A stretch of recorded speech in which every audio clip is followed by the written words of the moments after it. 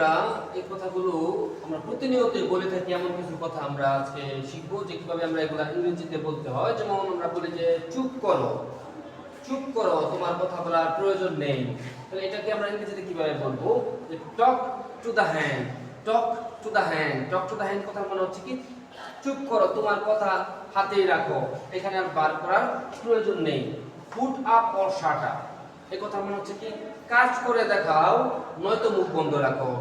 Put up or shut up, যে কাজ করো নয়তো তোমার মুখ বন্ধ রাখো। It's been a while, it's been a while, অনেক দিন হয়ে গেছে। তো অনেক দিন হয়ে গেছে তোমার সাথে আমার দেখা হয় না, অনেক দিন হয়ে গেছে আমি সেখানে যাই না, অনেক দিন হয়ে গেছে আমি ঢাকা যাই না, অনেক দিন হয়ে গেছে আমি কাজ করি না। তাহলে কি হবে? ইটস বিন এ হোয়াইল, অনেক দিন হয়ে গেছে। Put up or shut up, কাজ করে দেখাও নয়তো মুখ বন্ধ রাখো। টক টু দ্য হ্যান্ড মানে হচ্ছে কি চুপ করো, তোমার কাজ তোমার কাছেই রাখো, তোমার কথা তোমার কাছেই রাখো। Talk to the hand. এরকম সুন্দর সুন্দর ইংরেজি শেখার জন্য আমাদের rainbow Indian school and coaching সেন্টারের পাশে থাকো। ধন্যবাদ সবাই।